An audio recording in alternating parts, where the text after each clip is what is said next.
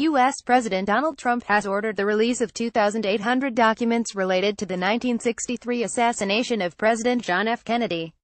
However, he yielded to pressure from the FBI and CIA to block the release of other records, which will be the subject of a further review.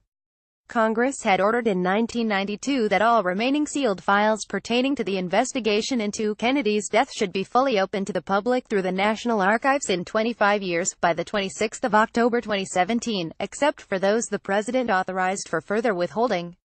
Mr. Trump had confirmed on Saturday that he would allow for the release of the final batch of once classified records, amounting to tens of thousands of pages, subject to the receipt of further information.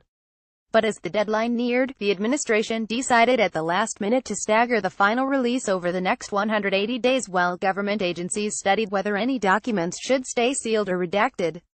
The law allows the president to keep material under wraps if it is determined that harm to intelligence operations, national defense, law enforcement, or the conduct of foreign relations would outweigh the public's interest in full disclosure. More than 2,800 uncensored documents were posted to the National Archives website yesterday evening.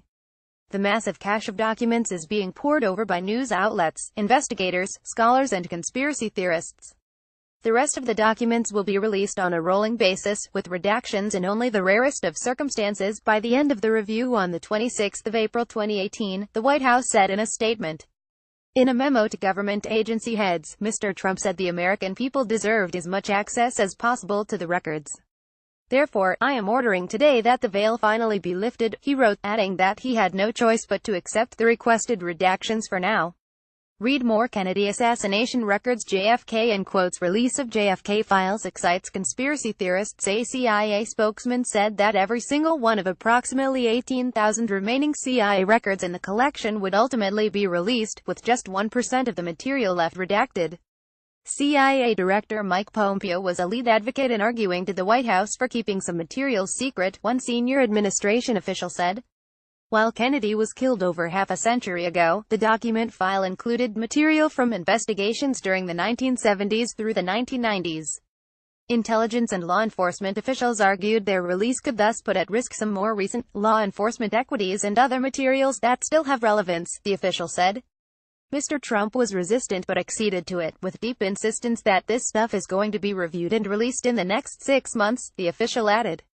President Kennedy was shot dead as he traveled in Dallas on the 22nd of November 1963. Within hours, Lee Harvey Oswald, 24, was charged with killing the president. However, he never had the chance to give his version of events as he was shot dead by Jack Ruby while in police custody on the 24th of November. An official inquiry, the Warren Commission set up by President Lyndon Johnson, determined that Oswald acted alone. It also found that Ruby was not part of a bigger plot or cover-up. With thousands of pages of records, it is likely to take experts and historians weeks to scour them for significant pieces of information. However, documents from FBI Director J. Edgar Hoover reveal that the Soviet Union feared they would be blamed for putting Oswald up to assassinating Kennedy, and that a threat had been made to kill Oswald the night before he was shot. There are also notes and reports that reveal the Kennedy administration's covert efforts to upend Fidel Castro's government in Cuba, as well as a 400-page document that appears to describe people being monitored as potential threats to Kennedy and his successor, Lyndon B. Johnson.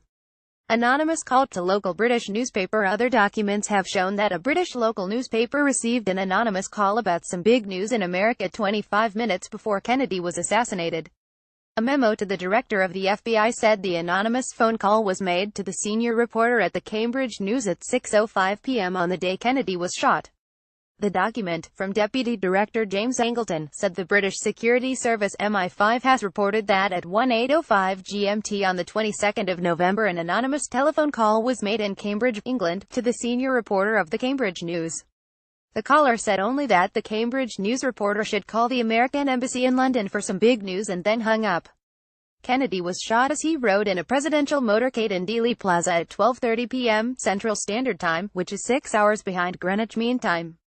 The memo added after the word of the president's death was received, the reporter informed the Cambridge police of the anonymous call and the police informed MI5. The important point is that the call was made, according to MI5 calculations, about 25 minutes before the president was shot. The Cambridge reporter had never received a call of this kind before, and MI5 state that he is known to them as a sound and loyal person with no security record. Long secret files being released today will shed more light on the story that captivated the world. The 1963 assassination of JFK. Pic.twitter.com /Hedgemoke. Root News @ News October 26, 2017.